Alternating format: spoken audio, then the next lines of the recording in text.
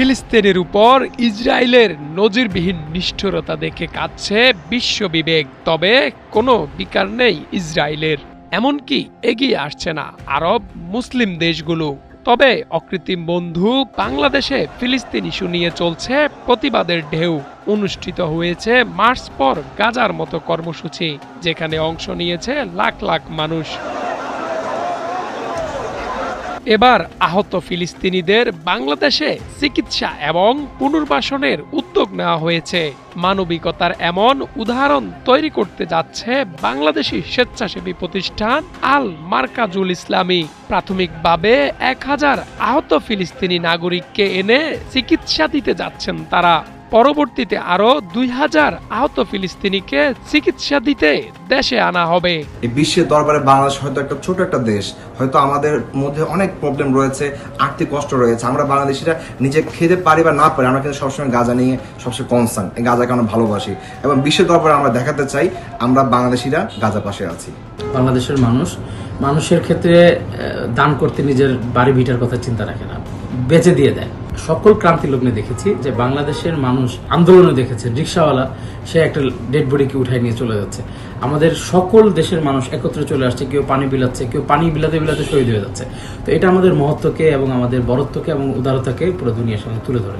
তো এরকম উদার জাতির কাছে আমি ফান্ড নিয়ে চিন্তা করবো, এটা আমার উদারতার খেলাফ হয়ে যাচ্ছে। তো আমার ফান্ড নিয়ে টেনশন নাই। আর দ্বিতীয় কথা হচ্ছে আল্লাহ তাআলা আছেন, আমরা দেশের জন্য কাজ করি, মানুষের জন্য কাজ করি। আর এতগুলো অর্গানাইজেশন একটা উদ্যোগ নিয়েছে, অবশ্যই আল্লাহ তাআলা এই উদ্যোগকে পর্যবেক্ষণ করছেন এবং উনি তার উদারতার হাত এবং রহমতের হাত আমাদের উপরে আছে এবং দিয়ে রাখবেন ইনশাআল্লাহ। আল মারকাজুল ইসলামীর সাথে এই উদ্যোগে যুক্ত হয়েছে আরো কিছু সংগঠন। সবাই মিলে এই উদ্যোগে বাঁচাবে হাজারো ফিলিস্তিনির প্রাণ। ফিলিস্তিন তো একটা আবেগের জায়গা। তো ফিলিস্তিন থেকে মানুষজন যদি বাংলাদেশে আসেন এবং আমরা যেটা ঐক্যের ডাক দিই, তো গোলাম আকরামকে সাথে নিয়ে এবং আমাদের বিভিন্ন যে ডোনার আছে তাদেরকে সাথে নিয়ে এবং বাংলাদেশের মানুষদেরকে সাথে নিয়ে আমরা এর সম্পূর্ণ ব্যবস্থা করতে পারবো বলে আমরা দৃঢ় প্রতিজ্ঞ ইনশাআল্লাহ। হাত পা চোখ হারানো গর্ভবতী মা এবং আহত শিশুদের বাংলাদেশে এনে চিকিৎসা দিতে আল মারকাজুল ইসলামীর সাথে একসঙ্গে কাজ করবে বলে জানান মাস্তুল ফাউন্ডেশনের এই নির্বাহী পরিচালক। এই প্রাথমিক ধাপে আমরা 1000 আহত রোগীকে আমরা গাজা থেকে বাংলাদেশে আনবো। আমরা জানি এই যুদ্ধের এই নির্মমতায় অনেকে তাদের পা হারিয়েছে, হাত হারিয়েছে, অসুস্থ হয়েছে, আমাদের মা বোনরা তারা বিধবা হয়েছে, সন্তানরা হয়েছে, এতিম হয়েছে। তো আমরা যেসব আহত রোগীদেরকে আগে প্রথমে আমরা বাংলাদেশে আনবো, তাদেরকে আমরা প্রথমে আমরা নিশ্চিত করব তাদের স্বাস্থ্যসেবা। ফিলিস্তিনের আহত 1000 নাগরিককে এনে চিকিৎসা দিতে এরই মধ্যে তহবিল সংগ্রহ করছে আল মারকাজুল ইসলামী। সরকারের পক্ষ থেকে দেওয়া হচ্ছে সব ধরনের সহায়তা।